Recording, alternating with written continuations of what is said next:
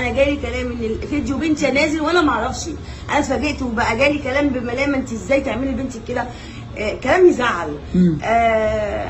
تاني حاجه انا رايحه احتفل ببنتي فرحانه بيها ان حتى انا في وقتها في وقت المكان ده انا كنت فرحانه بفرحه بنتي ان هي فرحانه اول مره فرح. لا بتكلم حد ولا بتضحك ولا بتهرج، حتى لو في وسط عيله بنات قاعده بتهيص وبتاع انا بتحايل عليها عشان تقوم تقف وسطهم ما بترضاش.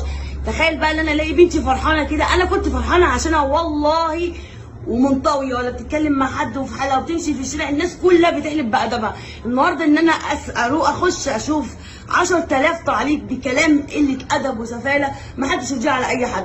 ولو هو يعني الناس دي او الاكاديميه نفسها اللي احنا كنا مودينا فرح فيها دي لو هم ناس محترمين كانوا قدروا اني فرح ان احنا يعني انت بتودي بنتك في مكان انت واثق فيه صح ولا لا؟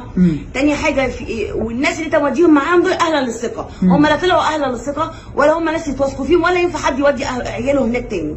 دي حاجه. تاني حاجه هم قالوا في حفله والحفله ديت هم اللي هو اداره المعهد اداره الاكاديميه الاكاديميه في حفله ورسوم الحفله قد كده. حتى الفرد احنا وهم قالوا في حفله والحفله ديت هم اللي هو اداره المعهد اداره الاكاديميه الاكاديميه في حفله ورسوم الحفله قد كده. حتى الفرد انا واخده مثلا اختها وبنت بنت خالها واخويا وكده رايحين معاه فرحانين بيها.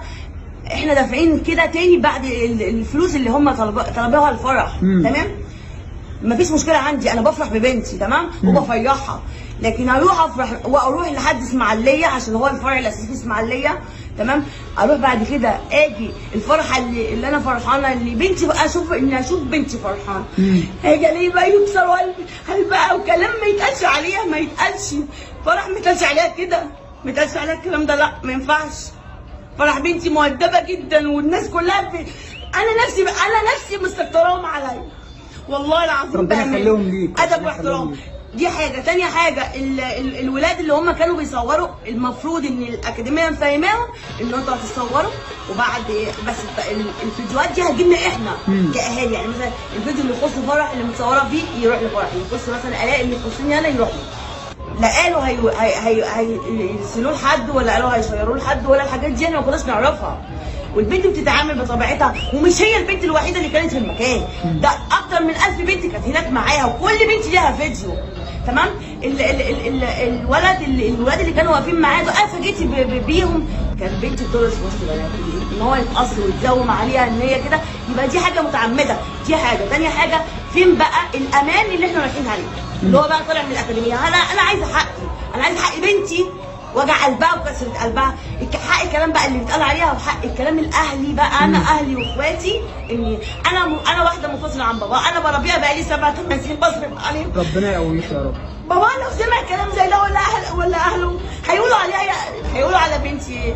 هيقولوا ايه؟ يعني ده يرضي ربنا؟ بأمانة والله الواحد بيتكلم من قلبه، الكلام وجعه يعني. الكلام بيتقال مش حلو. تاني حاجه هقول لحضرتك على حاجه، انا بنتي لا كانت بتسهر بره كانت سهرانه ولا كانت بتفسح ولا كانت بتخرج ولا كانت. انا بنتي كانت رايحه تحتفل بتخرجها، حد ناجح حد محترم وسط الدنيا طالعه الاولى على الاكاديميه كلها ماشي. انا نفسي احنا رايحين انا رايحه في فرح، انا رقصتي مع بنتي من فرحتي بيها ما شاء الله عليها، وهي محبوبه وسط زمايلها كلهم هناك. انت عارف زمايلها كلها زعلانين عشانها.